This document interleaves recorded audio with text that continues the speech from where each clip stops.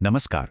कभी ये सोचा है कि कैसे एक ही चार्जर दुनिया के किसी भी कोने में बने फोन में एकदम परफेक्ट फिट हो जाता है? या फिर ये कि हजारों अलग अलग पुर्जों से बनी एक कार इतनी सटीकता से काम कैसे करती है? आज हम उसी अदृश्य नियम के बारे में बात करने वाले हैं जिसे कहते हैं मैन्युफैक्चरिंग टॉलरेंस, जो इन सभी चीजों को मुमकिन बनाता है। तो पहला सवाल तो यही उठता है कि हम चीजों को हर बार एकदम परफेक्ट क्यों नहीं बना सकते? क्या ये कोई लापरवाही है? नहीं, बिल्कुल नहीं। असल में होता यह है कि मशीनें भी थकती हैं, उनके टूल्स समय के साथ घिसते हैं, और यहाँ तक कि कमरे के तापमान में सिर्फ 1 डिग्री का बदलाव भी मेटल के एक पीस का साइज बदल सकता है। ये छोटे छोटे फर्क मैन्युफैक्चरिंग की दुनिया का एक सच है जिनसे बचा नहीं जा सकता। और यहीं से असली चुनौती शुरू होती है। जरा सोचिए, अगर हर एक नट और बोल्ट को बिल्कुल एटॉमिक लेवल तक सटीक बनाने की कोशिश की जाए तो क्या होगा? सीधी सी बात है, बनाने का खर्च आसमान छू जाएगा और एक कार बनाने में शायद सालों लग जाएंगे। ये तो प्रैक्टिकली पॉसिबल ही नहीं है। तो अगर एकदम परफेक्शन मुमकिन नहीं है तो इंजीनियर्स इस प्रॉब्लम को सॉल्व कैसे करते हैं? इसका सल्यूशन जितना सिंपल है उतना ही ब्रिलियंट भी। परफेक्शन का पीछा करने के बजाय इंजीनियर्स ने एक एक्सेप्टेबल इम्परफेक्शन की रेंज तय कर दी। उन्होंने कहा, सुनो, हमें इसे एकदम परफेक्ट बनाने की जरूरत नहीं है, बस इसे गुड इनफ बनाने की जरूरत है। ये वो दायरा है जिसके अंदर छोटे मोटे फर्क को एक्सेप्ट किया जा सकता है, और इसी कॉन्सेप्ट को कहते हैं टॉलरेंस। सीधे साधे शब्दों में कहें तो ये ठीक ठाक है कि ऑफिशियल भाषा है। ये वो नियम है जो बताता है कि कोई पार्ट अपने टारगेट साइज से कितना बड़ा या छोटा हो सकता है और फिर भी उसे सही माना जाएगा। चलिए इसे एक असली उदाहरण से समझते हैं।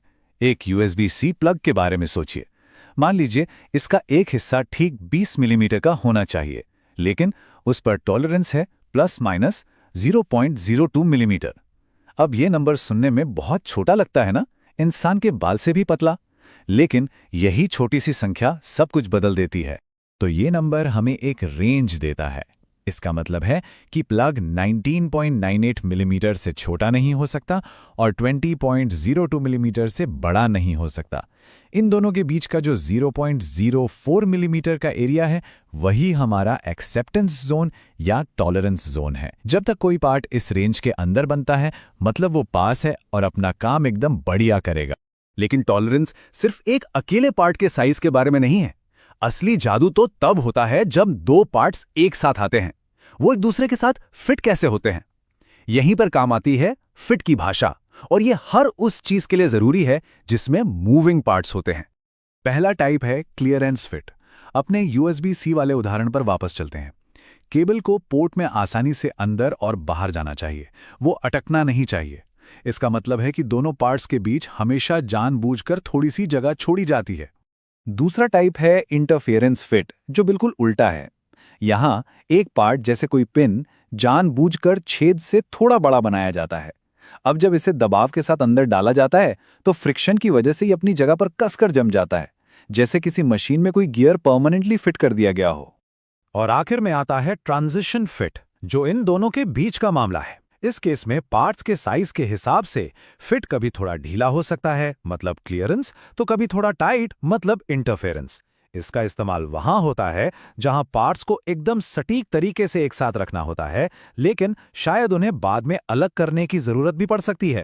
अब आते हैं टॉलरेंस के सबसे जरूरी पहलू पर, यानी परफेक्शन और कीमत के बीच सही बैलेंस बनाना। ये हर इंजीनियर के लिए एक बहुत बड़ी चुनौती होती है। इस चार्ट को देखिए, ये रिलेशन बिल्कुल साफ हो जाता है। टॉलरेंस जितना सख्त या टाइट होता है, मतलब साइज में फर्क की गुंजाइश जितनी कम, लागत उतनी ही तेजी से बढ़ती है। ऐसा इसलिए क्योंकि इसके लिए बेहतर मशीनें, ज्यादा स्किल्ड कारीगर और बार बार क्वालिटी चेक की जरूरत पड़ती है।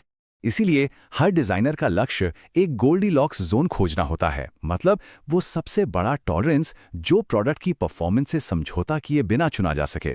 ये एक बहुत नाजुक बैलेंस है जो किसी भी प्रोडक्ट की फाइनल कीमत और उसकी क्वालिटी को सीधे सीधे तय करता है।